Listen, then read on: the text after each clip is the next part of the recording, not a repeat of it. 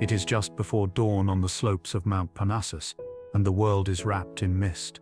The air is cool, almost cold, carrying with it the scent of wild laurel and the faint, acrid sweetness of burning incense. Far below, the valley is still dark, but here, on the sacred mountain, the sky is beginning to pale. Somewhere in the distance, a bird calls, a lonely, echoing sound that fades into the silence. The stones beneath your feet are smooth, worn down by the passage of countless pilgrims who have walked this path before you. Each step you take is a step they have taken, and each breath you draw is drawn in a place where the divine and the mortal have long been thought to meet. This is Delphi, the sanctuary of Apollo, the oracle of the Greeks, and you have come here as so many have come before, seeking answers.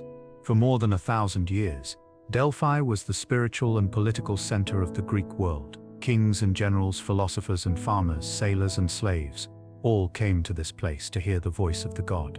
The oracle spoke in riddles, in metaphors, in verses that could mean one thing or another, but her words carried weight. They shaped the destiny of cities, the outcomes of wars, the founding of colonies in distant lands. To consult the oracle was to step outside the ordinary flow of time and place oneself, however briefly, in the presence of something eternal. And yet this is also a story about the moment when that voice was ignored. It is a story about the day when prophecy, long trusted, was dismissed as irrelevant, and the catastrophic consequences that followed. It is a story about the fragility of faith, the danger of certainty, and the quiet, irreversible shift that occurs when a culture decides it no longer needs its gods. So settle in now, and let the noise of the modern world fade away. Let the traffic and the screens and the hurried voices recede into the background. Close your eyes if you wish, and let yourself be carried back across the centuries to a time when the stones themselves were thought to speak, when the earth breathed out vapors that brought visions, and when the future, terrible, glorious, uncertain, hung in the balance of a single cryptic phrase. We are going to walk together through the ruins and the rituals, through the landscape and the legends, through the triumph and the tragedy of a prophecy ignored. This is the story of Delphi, and the day the oracle was defied. The sanctuary of Delphi clings to the side of Mount Parnassus like a living thing. It does not sit on a plain or a plateau, but rises in terraces, each level carved into the steep slope, each terrace connected by stone staircases that wind upward through the site. The landscape itself is dramatic, almost theatrical. To the north, the two great cliffs known as the Phaedres loom over the sanctuary, their faces sheer and gleaming, catching the early light. The Greeks called them the Shining Ones, and in the morning sun, when the mist has burned away, they glow with an almost otherworldly radiance. To the south, the land falls away sharply into the valley of the Plistus River, a river that even now flows quietly through groves of silver-green olive trees. Beyond the valley, the mountains rise again, fold after fold, stretching toward the distant sea. This is not a gentle place. It is a place of extremes, of light and shadow, of stone and sky, of silence broken only by the wind. The heart of the sanctuary is the Temple of Apollo, a rectangular building of limestone and marble, its columns rising in the Doric order, simple and severe. The temple you would have seen in its prime was not the first to stand on this spot. There had been others before it, destroyed by fire, by earthquake, by the slow grinding passage of time. The earliest temple, according to legend, was built of laurel branches, the sacred plant of Apollo. The second was made of beeswax and feathers, crafted by bees themselves. The third was bronze, a gift from the god Hephaestus. These mythical origins spoke to the ancientness of the site, the sense that Delphi had always been sacred, that it existed at the boundary between the human and divine worlds. Each temple was rebuilt, often grander than the last, funded by donations from grateful cities and wealthy individuals across the Greek world. The temple that stood in the 4th century BCE, the one that concerns our story, was a marvel of its age. Its facade was adorned with sculptures depicting the gods and heroes, and across its entrance were inscribed two of the most famous maxims of antiquity: "Know thyself and nothing in excess." These were not mere decorations. They were teachings, moral principles that every visitor was meant to read and internalize before entering the sacred space. Inside the temple, the atmosphere changed. The outer world, with its noise and light, was left behind. The interior was dim, lit only by oil lamps and the occasional shaft of sunlight filtering through high windows. The air was thick with smoke, frankincense, myrrh, the resinous scent of burning laurel leaves. The floor was paved with stone, cool underfoot, and the walls were lined with offerings: bronze statues, shields captured in battle, tripods of hammered gold. These were gifts from cities and kings, tokens of gratitude for prophecies received, warnings heeded, victories won. To walk through this space was to walk through a catalogue of Greek history, each object a story, each inscription a memory. There were dedications from the Athenians, celebrating their victory over the Persians. There were offerings from the Spartans, commemorating their conquests. There were treasures from the distant colonies, from Sicily and southern Italy, from the shores of the Black Sea. The temple was not just a house of the god, it was a repository of collective Greek memory, a physical embodiment of the shared culture that bound the scattered city-states together. But the true mystery lay deeper still, in a part of the temple where ordinary visitors were not permitted to go. This was the Adaton, the inner sanctum, a small chamber at the rear of the temple. Here, in this windowless room, the Pythia sat on her tripod and entered the trance that allowed her to speak with the voice of Apollo. The Adaton was accessible only to the priestess and a few select priests who attended her. It was said that beneath this chamber was a chasm in the earth, a fissure from which vapors rose, vapors that intoxicated the Pythia and opened her mind to divine influence. For centuries, scholars dismissed this as myth, arguing that no such chasm existed. But modern geologists have confirmed that Delphi sits atop active fault lines, and that gases, particularly ethylene, do indeed seep from cracks in the rock. These gases, when inhaled, produce a state of euphoria, disorientation, and heightened suggestibility, precisely the conditions described in ancient accounts of the oracle's trance. The mystery of Delphi, it seems, was rooted as much in geology as in theology. Before you could approach the oracle, however, you had to undergo purification. The path to prophecy began not at the temple, but at the Castalian Spring, a natural spring that flows from a cleft in the rock face of the Phaedriades. The water here is cold and clear, fed by snowmelt and underground streams. Even today, the spring still flows, though it is now enclosed behind a modern wall. In ancient times, it was open to the sky, surrounded by niches cut into the rock where votive offerings were placed. You would kneel at the edge of the spring, cup your hands and pour the water over your head, your arms, your feet. The ritual was simple, but its meaning was profound. You were washing away the dust of the journey, the impurities of the ordinary world, preparing yourself to enter a sacred space. Priests and priestesses bathed here regularly. Pilgrims were required to do so before making their request. Even the animals sacrificed to Apollo were led to the spring and sprinkled with its water, a final blessing before their blood was offered to the god. The Castalian Spring was the threshold, the liminal space between the profane and the sacred, and to cross that threshold was to acknowledge that you were entering a different realm, governed by different rules. The journey to Delphi was itself a kind of pilgrimage. The sanctuary was not easily accessible. It lay in the mountains, far from the major cities of the Greek world.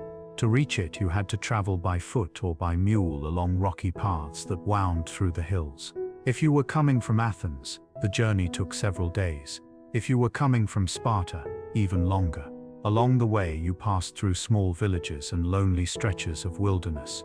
You slept under the stars or in rough shelters. You ate what you could carry: bread, olives, dried fish, a little wine. The discomfort was intentional. By the time you arrived at Delphi, you were tired, hungry, humbled. You were ready to listen. The journey itself was a form of preparation, a stripping away of the familiar comforts and distractions that filled ordinary life. When you finally climbed the last slope and saw the sanctuary spread out before you, the temple gleaming white against the mountainside, the treasuries lining the sacred way, you were meant to feel a sense of awe, of arrival, of standing at last in the presence of something greater than yourself. And listen, you did. For Delphi was not silent. Even when the oracle was not speaking, the sanctuary buzzed with activity. There were festivals and games. The Pythian Games, held every 4 years, rivaling even the Olympics in prestige.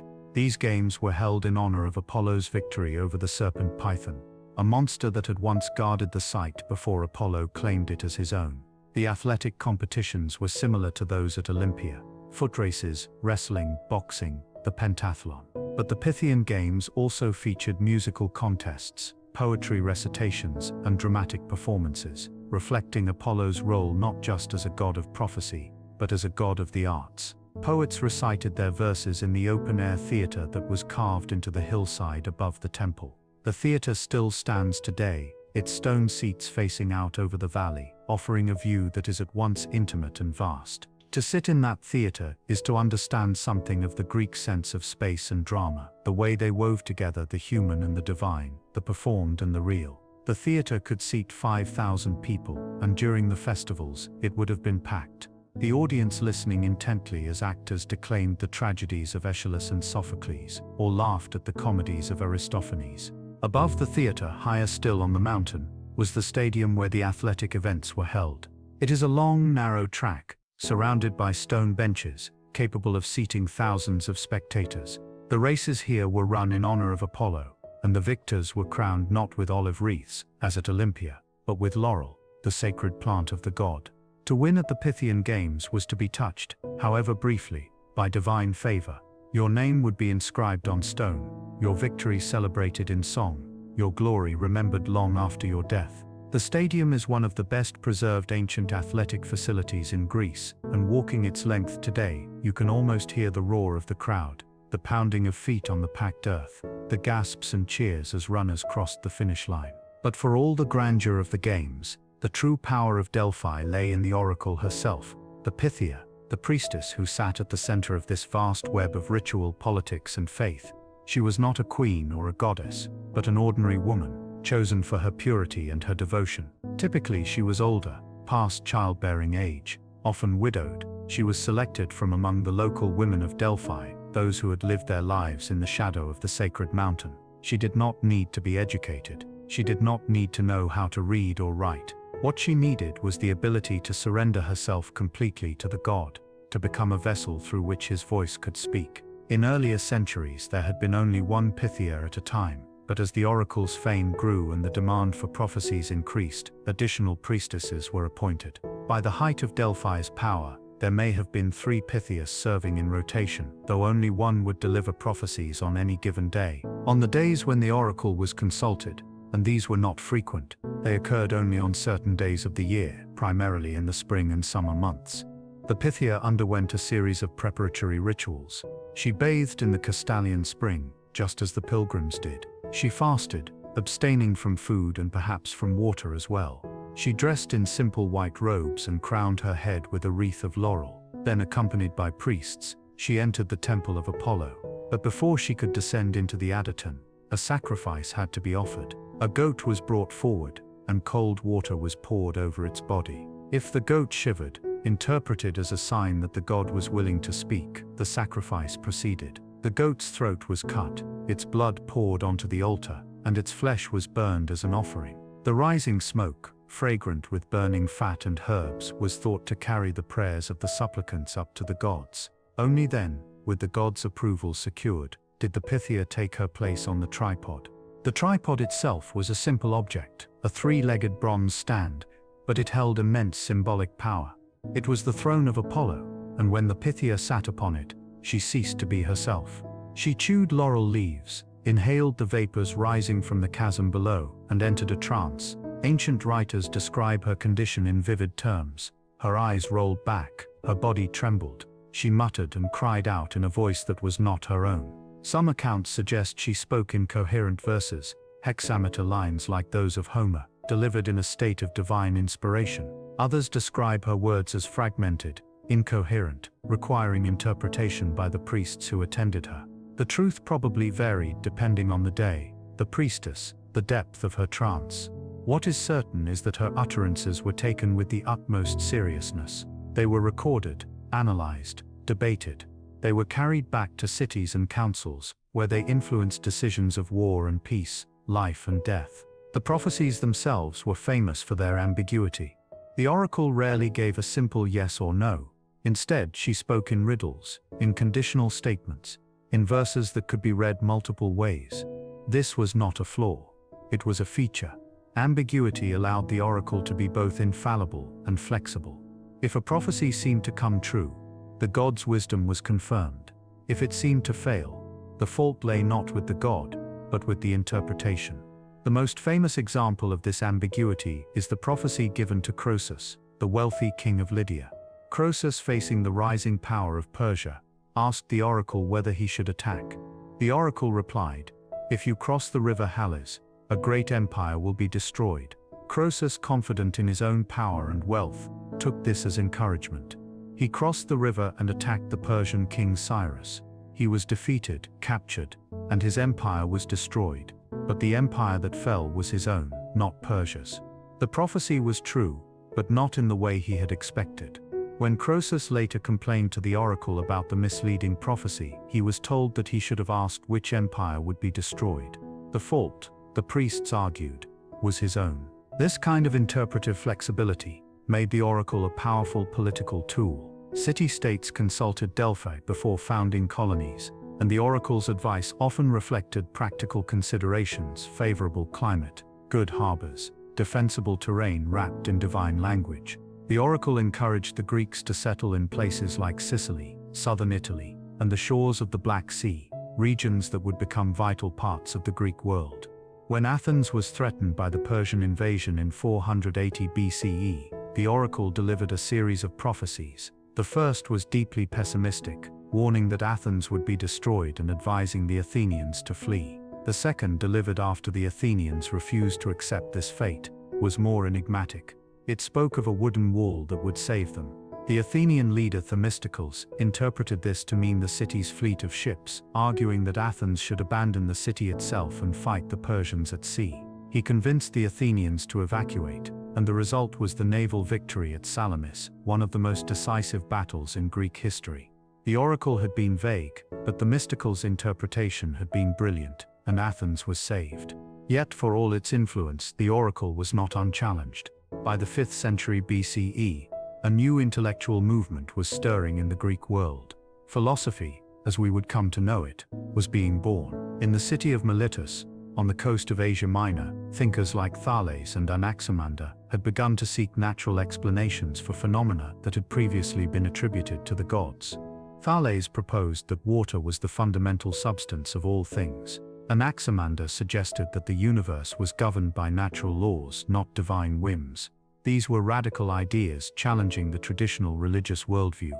In Athens, Socrates walked the streets, questioning everything, insisting that true wisdom lay not in accepting received knowledge but in examining it. He famously declared that the unexamined life was not worth living, and he spent his days engaging his fellow citizens in philosophical dialogues, probing the foundations of their beliefs. He was sentenced to death for impiety and corrupting the youth, but his ideas lived on through his student Plato, who founded the academy and taught that truth was to be found not in the changeable world of appearances, but in the eternal realm of forms. Plato's student Aristotle took a different path, turning to observation and logic, seeking to understand the natural world on its own terms, without recourse to divine intervention. Aristotle believed that the universe was orderly and rational, governed by causes that could be studied and understood. He dissected animals, catalogued plants, observed the stars, and developed a system of logic that would dominate Western thought for centuries.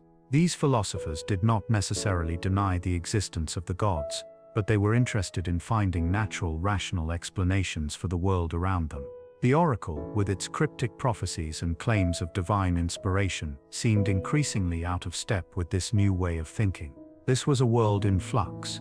The old certainties were being questioned. The sophists, traveling teachers who offered instruction in rhetoric and philosophy for a fee, taught that truth was relative, that justice was a matter of convention, that the gods, if they existed at all, were indifferent to human affairs. They were deeply controversial, accused of undermining morality and piety, but they were also wildly popular, especially among the young and ambitious. The sophist Protagoras famously declared that man is the measure of all things, suggesting that there was no objective truth, only individual perspectives. In the Assembly of Athens, where citizens gathered to debate and vote on matters of state, speeches were no longer appeals to tradition or divine will, but carefully crafted arguments designed to persuade through logic and emotion. The art of persuasion was becoming more important than the will of the gods. And yet, even in this age of skepticism, Delphi retained its authority. When a city faced a crisis, when a general prepared for battle, when a colony was to be founded, the oracle was consulted. The tradition was too old, too deeply woven into the fabric of Greek life to be easily discarded. Even Socrates, the arch-skeptic, claimed to have been guided by a daimonion, an inner divine voice, and he invoked the oracle's pronouncement that no one was wiser than he, though he interpreted this to mean only that he alone knew how little he truly knew. The oracle, in other words, was still a reference point, even for those who doubted. It was a shared cultural institution, a place where Greeks from different cities, with different political systems and different dialects, could come together and acknowledge a common heritage. To abandon Delphi entirely would have been to abandon something essential about what it meant to be Greek. But doubt once planted is difficult to uproot, and by the early 4th century BCE, some Greek leaders were beginning to act on that doubt. One such moment came in the city of Thebes, a city that had long lived in the shadow of Sparta, the most powerful military state in Greece. Sparta's dominance was not merely military, it was ideological. The Spartans cultivated an image of invincibility, of austerity and discipline, of warriors trained from childhood to fight and die without hesitation. Spartan boys were taken from their families at the age of 7 and raised in communal barracks, where they were subjected to rigorous physical training and harsh discipline. They were taught to endure pain, to suppress emotion, to value the state above all else. The result was a fighting force of unparalleled skill and discipline. The Spartan phalanx, a tightly packed formation of heavily armed infantry, was the most feared military machine in the Greek world. For generations, no Greek army had defeated Sparta in open battle. The very idea seemed absurd.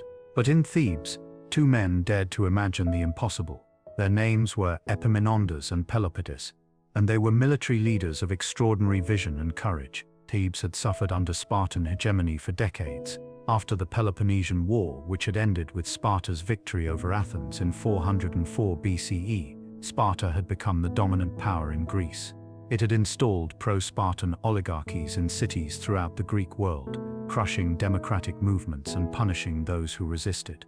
In Thebes, Spartan garrisons had occupied the city's Acropolis, the Cadmenia, imposing Spartan will on the Theban people. Theban pride had been humbled again and again. But in 379 BCE, a group of Theban exiles, led by Pelopidas, had staged a daring coup, assassinating the pro-Spartan leaders and driving out the Spartan garrison. Thebes was free, but it was also isolated and vulnerable. Sparta would not allow this rebellion to stand unpunished. Epaminondas and Pelopidas believed that Thebes could not merely survive. It could challenge Sparta directly and break its power forever. But such a challenge required more than military skill. It required divine sanction. And so, before embarking on their campaign, they sent envoys to Delphi to consult the oracle. The journey to Delphi from Thebes was not a long one, perhaps 2 or 3 days' travel through the mountains, but it was significant. The envoys would have traveled with offerings, with sacrifices, with the weight of their city's hopes on their shoulders. They would have purified themselves at the Castalian Spring, made their offerings at the altar, and waited for the appointed day when the oracle would speak. When the Pythia finally delivered her prophecy, it was, as always, cryptic. The exact words have been lost to history, but the meaning was clear enough. Caution was advised. The god warned of danger, of consequences that might follow a direct challenge to Sparta. There were hints of disaster, veiled references to the fragility of power, to the unpredictability of war. It was not an outright prohibition, but neither was it a blessing. It was the kind of ambiguous conditional warning that the oracle was famous for, a warning that could be heeded or ignored, depending on how one chose to interpret it. Some later sources suggest that the oracle specifically warned against fighting Sparta at Leuctra, though this may be a retroactive invention, a way of making sense of what happened next. Back in Thebes, the leadership debated. The city's governing council met in the boule, the council chamber, to discuss the oracle's words. Some argued that the oracle's warning should be taken seriously, that to ignore the god's counsel was to invite disaster. These were the traditionalists, the older men who had grown up in a world where Delphi's authority was unquestioned. They pointed to the many times in Greek history when ignoring the oracle had led to ruin. They invoked the example of Croesus, of the Persian king Xerxes, who had also been warned by the oracle before his invasion of Greece. They argued that the god spoke through the Pythia, and that to disregard her words was hubris, the pride that goes before a fall. Others, led by Epaminondas, argued that the oracle's words were too vague to be trusted, that they reflected not the will of Apollo, but the caution of an institution that had grown comfortable with the status quo. Epaminondas was a pragmatist. He was also a philosopher, trained in the teachings of the Pythagoreans, a school that emphasized mathematical order and rational thought. He believed in the power of human ingenuity, of strategy and training, of moral conviction. He had spent years studying military tactics, observing the weaknesses in the traditional phalanx formation, developing new ideas that he believed could defeat even the Spartans. He believed that Thebes could win not because the gods willed it, but because the Thebans were willing to fight, because they had a just cause, because they had prepared and trained and were ready to innovate. To rely on the oracle, he argued, was to abdicate human responsibility, to surrender agency to an institution that might be, probably was, influenced by political considerations and the bribes of rival states. The debate raged for hours, perhaps for days. In the end, the expansionist party, the faction that supported confronting Sparta, won the argument. The decision was made. They would ignore the oracle's warning. They would march against Sparta. It was a momentous choice, a deliberate rejection of divine authority in favor of human will. As the council adjourned and the decision was announced to the people, there must have been a mixture of excitement and dread. Some celebrated, believing that Thebes was finally taking its destiny into its own hands. Others were silent, wondering if they had just committed the city to destruction. The plain of Leuctra lies in Boeotia, not far from Thebes, in a region of gently rolling hills and fertile farmland. It is a wide, flat expanse of land, surrounded by low hills, ideal for the kind of large-scale infantry battle that defined Greek warfare. In the summer of 371 BCE, two armies met on that plain: the Spartans, confident in their legendary prowess, and the Thebans, desperate and determined. The Spartan force was smaller than it might have been. Many of their allies, sensing that Sparta's power was waning, had declined to join the campaign with enthusiasm, but it was still formidable. At its head was King Cleombrotus, a competent if not brilliant commander, and arrayed behind him were the hoplites of Sparta, clad in bronze armor, carrying spears and shields, their red cloaks fluttering in the breeze.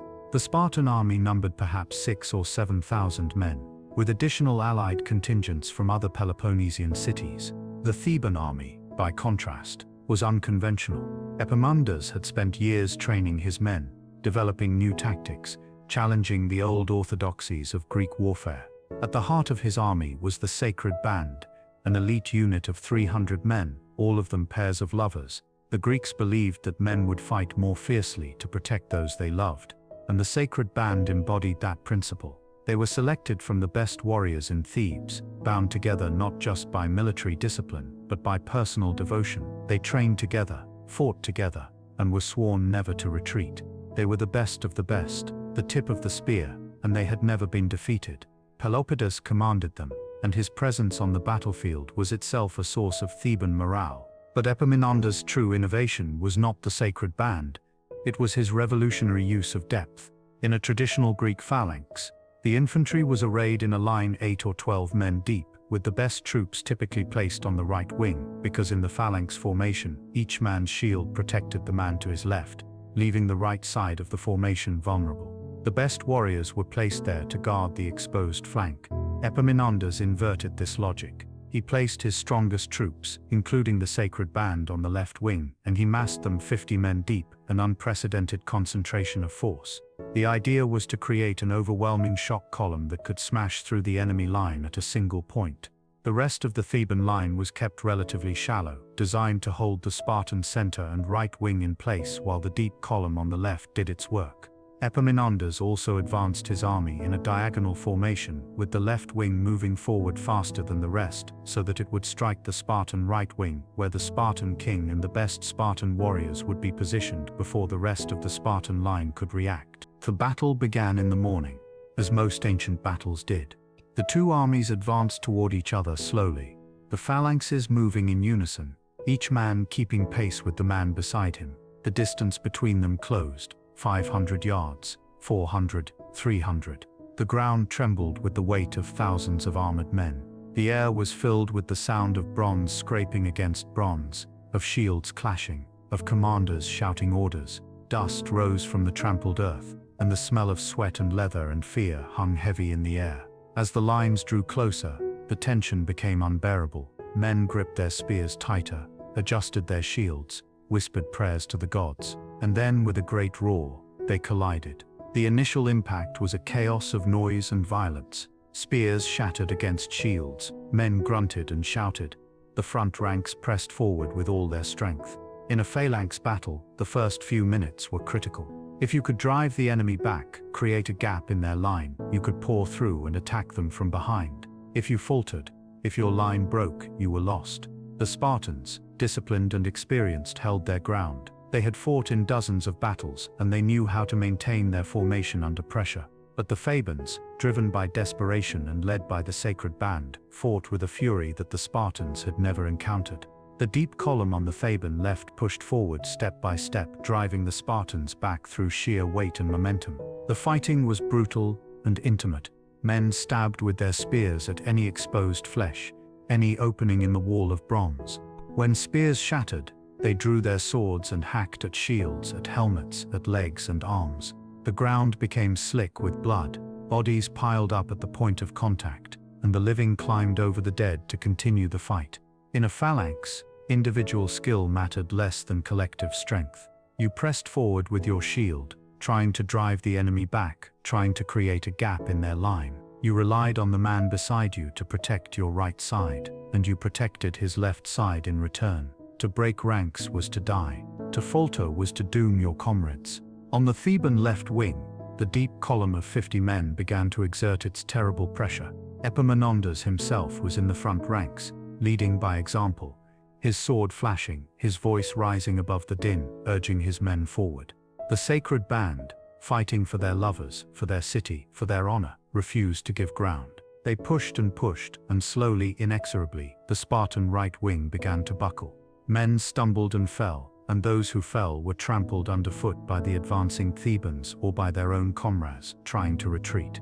The formation began to disintegrate, the tight ranks breaking apart, and once a phalanx broke, it was almost impossible to reform. And then, in the chaos of the melee, King Cleombrotus fell. He was struck down, perhaps by a Theban spear, perhaps by a sword thrust in the press of struggling warriors, and his body was lost in the mass of men. When word of the king's death spread through the Spartan ranks, it was like a physical blow. For the first time in living memory, a Spartan king had been killed in battle on Greek soil. The psychological impact was devastating. The Spartans, who had been trained from childhood to believe in their own invincibility, who had been taught that to retreat was the ultimate shame, began to waver. The front ranks tried to hold, but those behind them, seeing the king fall, began to step back. It was not a rout, not at first. Spartans did not run, but it was a withdrawal, a slow, grudging acknowledgement of defeat. The rest of the Spartan line, seeing their right wing collapse, found themselves in an impossible position. Epaminondas had planned for this. With the Spartan right wing destroyed, the Theban left wing could now wheel and attack the Spartan center from the flank. The Spartan allies, seeing what was happening, lost their nerve. They began to retreat, and the retreat became a rout. The Thebans, astonished by their own success, pressed the advantage. By the end of the day, the Spartans had fled the field, leaving behind hundreds of their dead, including their king, and the pride of an empire that had seemed unshakable. The silence after the battle was profound. The Thebans walked among the bodies, some weeping, some laughing, all of them struggling to comprehend what they had done. They had defeated Sparta, they had ignored the oracle, and they had won. The dead lay everywhere, Spartan and Theban alike, their armor dented and blood-stained, their faces frozen in the expressions of pain and effort and fear.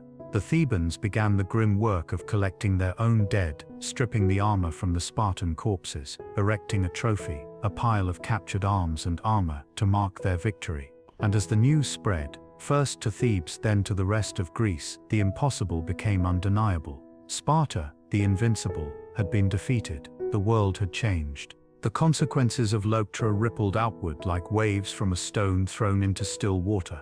Sparta's reputation, built over centuries, was shattered in a single day. The city-state that had once dominated Greece through fear and military might suddenly found itself vulnerable. The subject states of the Peloponnese, long held in subjection by Spartan military power, began to rebel. Within a few years, Epaminondas led Theban armies deep into the Peloponnese itself, an act that would have been unthinkable before Leuctra.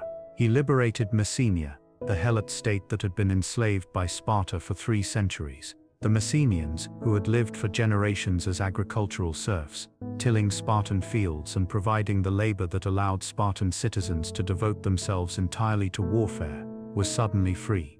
They built a new capital city, Messene, with massive fortifications that can still be seen today, and they joined the coalition of states opposed to Sparta. The balance of power in Greece shifted almost overnight. Thebes, once a second-tier city, was now the dominant force in central Greece. Sparta, stripped of its Helot labor force and its aura of invincibility, went into a decline from which it would never fully recover. Athens, exhausted by its own conflicts and eager to avoid another major war, tried to maintain a cautious neutrality. The old certainties, the Spartan hegemony that had seemed permanent, the belief that military might alone could guarantee power, were gone. A new world was being born, though it was not yet clear what that world would look like. But the victory at Leuctra was more than a military achievement. It was a symbolic rupture, a moment when the old certainties about the gods, about fate, about the natural order of the world were called into question. The Oracle had warned against the campaign, and the campaign had succeeded. What did that mean? Had the Oracle been wrong? Had the gods been silent, indifferent, or had Epaminondas, in his brilliance and his courage, simply proven that human will could overcome divine counsel? These were not abstract questions. They touched on the very foundations of Greek culture, on the relationship between mortals and immortals, between fate and freedom. In symposia and gymnasia, in the assembly and the agora, Greeks debated what Leuctra meant. Some argued that the oracle's warning had been misinterpreted, that if one read the prophecy carefully enough, it had actually foretold Theban victory. They pointed to the ambiguity of the oracle's language, the way it always left room for multiple interpretations. Others insisted that the oracle had simply been wrong, that it was a relic of a superstitious age, a tool manipulated by priests for political ends, influenced by bribes from Sparta or its allies. Still others took a middle path, suggesting that the gods gave guidance, but that humans were free to accept or reject it, and that they bore the consequences of their choices. Leuctra, in this view, was proof not that the gods were powerless, but that humans were powerful, that they could shape their own destinies for better or worse. This interpretation became increasingly popular in philosophical circles, where thinkers were already exploring questions of free will and determinism. If the gods knew the future, were humans free to choose? If humans were free to choose, could the gods truly know what would happen? Leuctra seemed to suggest that prophecy was not destiny, that the future was open, that human action mattered. In Delphi itself, the oracle's reputation suffered. The sanctuary continued to function. Pilgrims continued to come, but there was a new note of skepticism in the air. Some visitors now came not out of deep faith, but out of tradition, or curiosity, or a cautious hedging of bets. The oracle's prophecies became less frequent, perhaps because fewer people were consulting her, or perhaps because the priests themselves were uncertain how to maintain the institution's authority in a changing world. The treasuries still held offerings, but fewer new dedications were made. The great festivals continued, but they seemed smaller, less magnificent. Delphi was still sacred, but it was no longer unquestioned. The generation that followed Leuctra was one of tremendous change and upheaval. To the north, in the kingdom of Macedon, a new power was rising. Macedon had long been considered a backwater, a semi-barbarian kingdom on the fringes of the Greek world. Its kings spoke Greek and claimed Greek ancestry, but the southern Greeks looked down on them as crude, uncivilized, more Thracian than Hellenic. But in 359 BCE, a young king named Philip came to the Macedonian throne, and everything changed. Philip II was a military genius and a political visionary. He had spent his youth as a hostage in Thebes, where he had studied the tactics of Epaminondas and learned the lessons of Leuctra. He returned to Macedon, determined to transform his kingdom into a major power. He reformed the Macedonian army, creating the phalanx-based pike formation known as the sarissa phalanx, in which each soldier carried an 18-foot spear and fought in a dense, bristling formation that was nearly impenetrable from the front. He reorganized the kingdom's administration, consolidated power in his own hands, and began a systematic campaign of conquest. City by city, he brought the Greek world under his control. Philip's relationship with Delphi was complex. He respected the oracle, as any Greek ruler was expected to, and he made offerings to the sanctuary. But he did not allow the oracle to dictate his strategy. He consulted Delphi occasionally, but more out of political calculation than genuine piety. A favorable oracle could be used to legitimize his actions, to reassure the Greeks that the gods approved of his conquests. An unfavorable oracle could be reinterpreted or ignored. Philip understood that in the new world he was creating, power came not from divine sanction, but from military strength and political cunning. By 338 BCE, Philip had defeated the combined armies of Thebes and Athens at the Battle of Chaeronea, establishing Macedonian hegemony over Greece. The old world of independent city-states, constantly warring with one another, was over.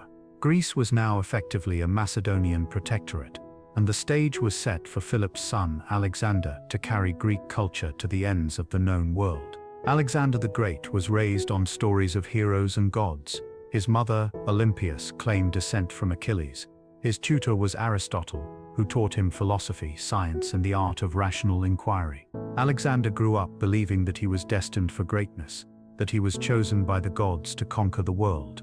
Yet his relationship with the Oracle of Delphi reveals much about the changing nature of Greek religious belief in his age. Early in his reign, before embarking on his campaign against Persia, Alexander decided to consult the oracle. He traveled to Delphi, but he arrived on a day when the oracle was not supposed to prophesy. There were specific days set aside for consultations, and this was not one of them. The Pythia refused to see him, citing the sacred calendar. Alexander, impatient and accustomed to getting his way, was not willing to accept this. According to the ancient historian Plutarch, he went to the house where the Pythia lived and tried to drag her to the temple by force. As she resisted, struggling against him, she cried out in exasperation, "You are invincible, my son, Anikos, or Pi." Alexander immediately released her and declared that he had received his prophecy. He needed nothing more. He took her frustrated exclamation as a divine endorsement of his ambitions, and he left Delphi satisfied. The story is telling, whether it is literally true or embellished in the retelling. It shows a new generation that saw the gods not as masters to be obeyed, but as tools to be used.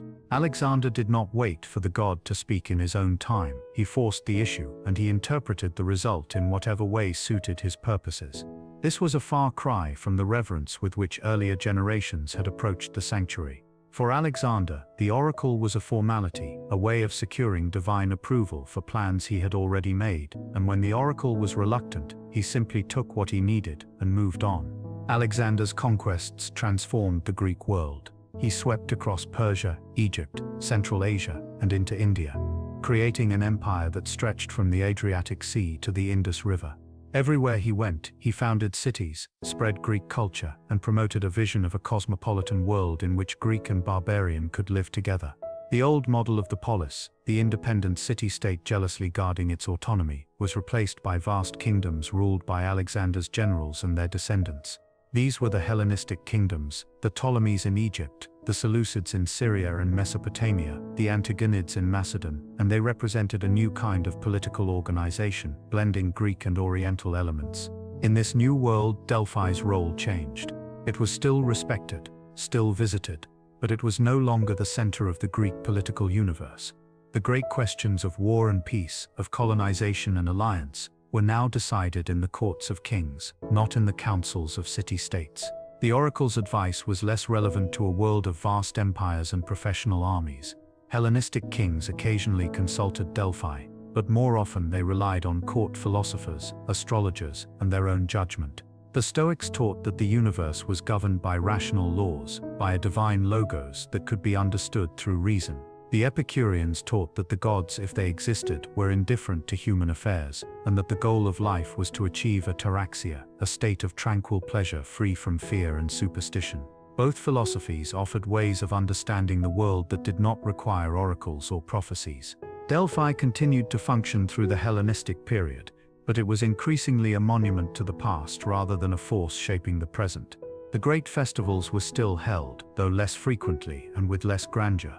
The treasuries were slowly emptied, their contents looted during wars or simply neglected. The oracle still spoke, but her words carried less weight. Plutarch, writing in the 1st and 2nd centuries CE, served as a priest at Delphi and lamented the decline he witnessed.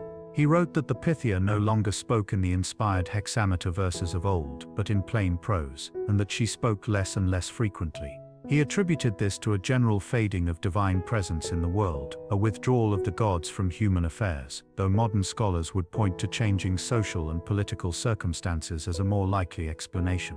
The Romans, when they conquered Greece in the 2nd century BCE, were fascinated by Delphi. They visited the sanctuary, made offerings, and consulted the oracle.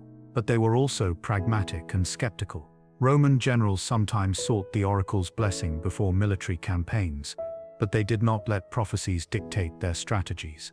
The Emperor Nero, during his tour of Greece in the 1st century CE, is said to have looted hundreds of statues from Delphi to adorn his palaces in Rome. The sanctuary was still venerated, but it was also plundered, treated as a repository of valuable art rather than a living religious center. By the time of the late Roman Empire, Delphi was a shadow of its former self. The rise of Christianity brought a new religious worldview that had no place for pagan oracles. Christian writers attacked the oracle as a tool of demons, claiming that the prophecies were inspired not by Apollo but by malevolent spirits seeking to deceive humanity. The Emperor Constantine, who converted to Christianity in the early 4th century, did not actively suppress the oracle, but he did not support it either. Imperial patronage, which had sustained many pagan institutions, was withdrawn. The final blow came in the late 4th century, when the Emperor Theodosius issued a series of edicts outlawing pagan worship. Temples were closed, sacrifices were forbidden, and the old religious practices were suppressed. The Oracle of Delphi fell silent. There is no record of a final prophecy, no dramatic last words. The Pythia simply stopped prophesying. The temple was closed, and the sacred flame was extinguished. The sanctuary was abandoned, its doors locked, its treasures removed or destroyed. The Castalian Spring continued to flow, as it always had, but there were no longer any pilgrims to drink from it. The stones of the sanctuary, worn smooth by centuries of footsteps, were left to the wind and the rain.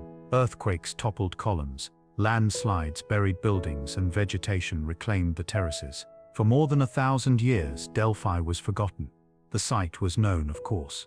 Local shepherds grazed their flocks among the ruins, and travelers occasionally visited, drawn by the beauty of the landscape.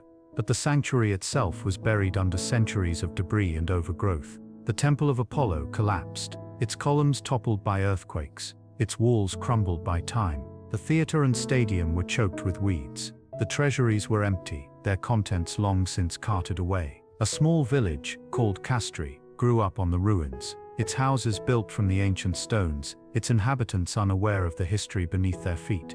The villagers used the ancient columns as building material, the inscribed stones as doorsteps, the sacred precinct as farmland. It was not until the late 19th century that Delphi was rediscovered as a site of archaeological significance. European travelers had been visiting Greece since the Renaissance, drawn by the rediscovery of classical texts and the romantic appeal of ancient ruins.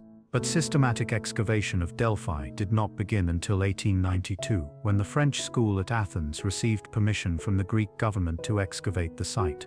There was one major obstacle. The village of Castri sat directly on top of the ancient sanctuary. The villagers would have to be relocated. The French government provided funds to purchase the village and relocate its inhabitants to a new site nearby, which is the modern town of Delphi. It was a controversial decision.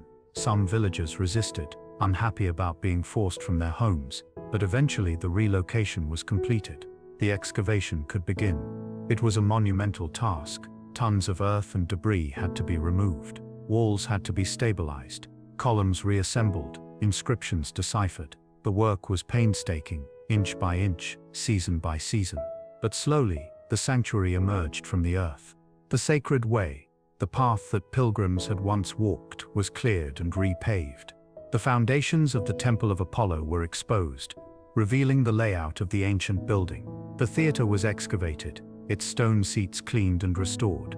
The stadium, high on the mountain, was cleared of debris, and treasure after treasure was uncovered. Bronze statues, marble friezes, gold and ivory offerings, thousands of inscriptions recording dedications, oracles, and historical events.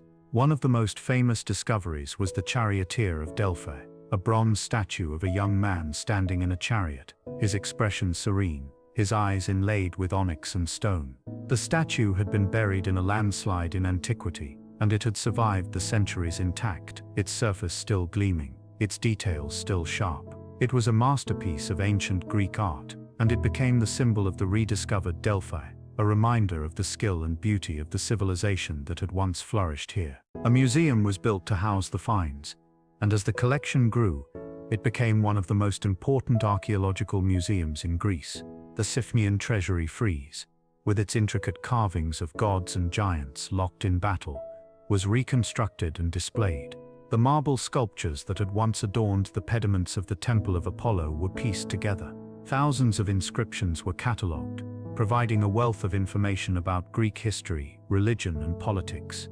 The excavation of Delphi was a triumph of archaeology, and it transformed our understanding of the ancient Greek world. Today, Delphi is a UNESCO World Heritage Site, visited by hundreds of thousands of tourists each year.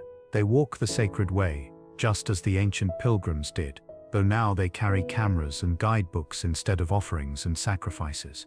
They climb the steps to the temple, though the temple itself is gone, only its foundations remaining. They sit in the theater and look out over the valley, marveling at the view.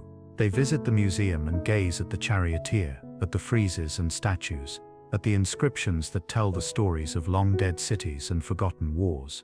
And yet, for all the modern understanding, for all the archaeological precision, there is still something mysterious about Delphi. It is partly the landscape, the way the mountains seem to close in around the sanctuary, the way the light changes as the day progresses, the way the wind moves through the ruins, carrying with it the scent of wild thyme and laurel. It is partly the history, the knowledge that this place was once the center of the Greek world, that kings and generals stood where you now stand, that the fate of nations was decided here. And it is partly the silence. Delphi is a quiet place. Even when it is full of tourists, there is a sense of stillness, of something held in suspension, as if the stones themselves are waiting for a voice that will never come. Modern scholars have worked hard to demystify the oracle. They have explained the geological vapors, the ethylene gas that seeped from the faults beneath the temple. They have analyzed the social and political functions of the oracle, the way it served as a neutral arbiter in disputes, a source of legitimacy for colonial ventures, a tool for managing uncertainty in a chaotic world. They have studied the language of the prophecies, the poetic structures, the deliberate ambiguities. They have made the oracle comprehensible, rational, explicable. And yet something resists explanation. The oracle was not just a political institution or a geological accident. It was a meeting place between the human and the divine, a space where people came to ask the most fundamental questions about their lives and their futures. It was a place where the boundary between the known and the unknown was thin, where the ordinary world fell away and something else, call it faith, call it hope, call it the longing for certainty in an uncertain world, took its place. And when that place fell silent, when the Pythia delivered her last prophecy and the temple was closed and the sacred flame was extinguished, something was lost that cannot be fully recovered or explained. The legacy of the oracle, however, did not end with its closure. It lived on in Western culture, in literature, in philosophy, in art. The Renaissance humanists, rediscovering the texts of ancient Greece, were fascinated by Delphi. They saw the oracle as a symbol of ancient wisdom, a reminder of a time when gods and humans communed directly. The Delphic maxims, know thyself, nothing in excess, became foundational principles of humanist ethics. Writers and poets invoked Delphi as a place of mystery and inspiration. Erasmus quoted the oracle in his works. Montaigne meditated on the meaning of know thyself in his essays. The Enlightenment brought a more skeptical view. Thinkers like Voltaire dismissed the oracle as superstition, a tool used by clever priests to manipulate the credulous. Yet even the skeptics acknowledged the cultural importance of Delphi. It represented humanity's eternal struggle to understand the future, to find meaning in chaos, to bridge the gap between what we know and what we fear. The Romantic poets of the 19th century returned to Delphi with renewed enthusiasm, seeing in its ruins a symbol of lost grandeur, of a connection to the divine that the modern world had lost. Byron, Shelley, and Keats all invoked images of ancient Greece, and Delphi featured prominently in their imaginings.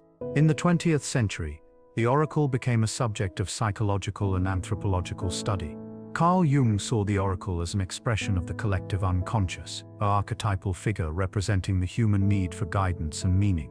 Anthropologists studied oracle traditions in other cultures, in Africa, in Asia, in indigenous American societies, and found common patterns: the use of altered states of consciousness, the role of ambiguous language, the social function of prophetic utterances. The Oracle of Delphi, in this view, was not unique, but part of a universal human phenomenon. And yet, the specific form that the oracle took, the priestess on the tripod, the vapors rising from the earth, the hexameter verses delivered in trance, the great sanctuary on the mountainside, was uniquely Greek, and it left a mark on Western culture that is still visible today. We still speak of oracular pronouncements when someone speaks in cryptic or authoritative terms. We still use the phrase Delphic ambiguity to describe statements that can be read multiple ways. The image of the prophetess, the woman who speaks truth to power, who channels divine wisdom, remains a powerful archetype in literature and film. Modern forms of prediction, economic forecasting, political polling, algorithmic modeling, echo the ancient human desire to know the future that drew pilgrims to Delphi. We have replaced the Pythia with data scientists, the sacred vapors with computational models, but the underlying impulse remains the same. We want certainty. We want to know what will happen. We want to believe that the future can be known, that we can prepare for it, control it, bend it to our will. And when our predictions fail, when the stock market crashes despite all the models, when the election goes the opposite way from what the polls predicted, we experience the same confusion and doubt that the Greeks felt after Leuctra. If the oracle was wrong, what can we trust? If the prophecy failed, what does it mean? The story of the oracle is, in the end, a story about the tension between faith and reason, between tradition and innovation, between the desire for certainty and the necessity of doubt. The Greeks, for all their brilliance, never fully resolved this tension. They consulted the oracle, but they also questioned it. They honored the gods, but they also invented philosophy. They built temples, but they also built theaters where tragedies explored the limits of human knowledge and the cruelty of fate. And when Epaminondas and the Thebans ignored the oracle's warning and marched to Leuctra, they were not rejecting faith. They were asserting the power of human agency, the belief that people could shape their own destinies. The victory at Leuctra was proof that they were right, or at least that they could be right, in that moment, on that day. But the long history that followed, the decline of Thebes, the rise of Macedon, the conquest of Persia, the eventual subjugation of Greece by Rome, the fall of Rome itself, the long medieval night, the Renaissance, the Enlightenment, the modern world suggests that the relationship between human will and larger forces, between individual choice and historical inevitability, is more complex than any single battle can resolve. The oracle's warning had not been a prediction of military defeat. It had been a recognition of the dangers inherent in ambition, in pride, in the belief that one can control the future. And in that sense, the oracle was not wrong. Leuctra was a triumph, but it was also the beginning of a new era of instability and conflict, an era in which the old certainties crumbled and new, more dangerous powers emerged. Delphi today stands as a monument to that lost world. The ruins are beautiful, haunting, evocative. They speak of a time when people believed that the gods were present in the world, that the future could be known, that there were answers to the questions that troubled the human heart. But they also speak of the inevitable passage of time, the way that even the most sacred places are eventually abandoned, the way that even the most powerful institutions fall silent. The Oracle of Delphi, for all its fame and influence, could not predict its own end. It could not foresee the rise of Christianity, the closing of the temples, the long centuries of oblivion. It could only speak, and be silent, and wait. And so we come to the end of our journey. We have walked together through the ruins of Delphi, through the history of the oracle, through the triumph and tragedy of a prophecy ignored. We have stood in the Adytine, breathed the sacred vapors, listened to the cryptic words of the Pythia. We have watched Epaminondas lead his men to victory at Leuctra, defying the gods and rewriting history. We have followed Alexander as he dragged the priestess to the temple and took what he needed. We have traced the slow decline of the oracle, the fading of its voice, the final silence that settled over the sanctuary. And we have stood in the modern ruins, among the tourists and the olive trees, and tried to understand what was lost when the oracle fell silent. What does it mean to ignore prophecy? What does it mean to defy the gods, to assert the power of human will over divine counsel? These are questions that the Greeks asked, and that we are still asking today in different forms, in different contexts. We no longer consult oracles, but we still seek certainty. We still want to know the future, to control it, to bend it to our will, and we still face the same fundamental tension between what we can know and what we cannot, between what we can control and what lies beyond our reach. The story of Delphi is a reminder that prophecy, whether divine or human, is always uncertain. The oracle spoke in riddles because the future is a riddle. It cannot be fully known, fully predicted, fully controlled.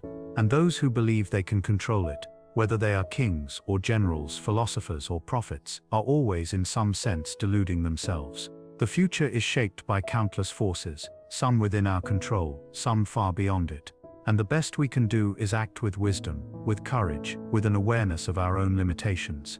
Epaminondas understood this, I think. He did not ignore the oracle because he believed the gods were powerless. He ignored the oracle because he believed that humans too had power and that they had a responsibility to use it. He knew the risks, he knew the consequences, but he chose to act anyway, and his action changed the course of history. Whether he was right to do so is a question that history cannot answer. All we can say is that he acted, and that his action mattered. And so as the light fades and the shadows lengthen over the ruins of Delphi, we are left with this, a story of faith and doubt, of prophecy and defiance, of gods and humans, of silence and speech. The oracle is gone, its voice stilled, its temple fallen. But the questions it raised remain, echoing through the centuries, waiting for answers that may never come. The stones still stand, worn by wind and time, holding within them the memory of 1,000 years of pilgrimage, of hope and fear, of questions asked and answers given. The mountains still rise above the sanctuary, unchanged, indifferent. The Castalian Spring still flows, cold and clear, though no one drinks from it seeking purification anymore. And the wind still moves through the olive groves, carrying with it the scent of thyme and laurel, and the faint, impossible suggestion that if you listen carefully enough, you might still hear something. A whisper, an echo, a voice from the past speaking to the present, reminding us that we are not so different from those who came before, that we still seek what they sought, that we still hope for what they hoped for, and that we still face the same eternal mystery, the unknowable future, the uncertain present, the weight of choice, the burden of freedom. Thank you for joining me on this journey into the past. Our story fades now like the last light on the mountains, but the echoes of this ancient world remain, carried on the wind that moves through the ruins. Rest well and dream, if you will, of a time when the stones spoke, when the gods walked among mortals, and when the future hung in the balance of a single cryptic phrase. Until we meet again in the corridors of history, sleep well and let the quiet of the ages settle over you like a soft blanket, warm and comforting, drawing you down into the deep and peaceful rest that comes from knowing that even the greatest empires fade, even the wisest oracles fall silent, and even the most profound mysteries eventually dissolve into the gentle, forgiving darkness of time. Good night, and may your dreams carry you to distant ages and forgotten wonders.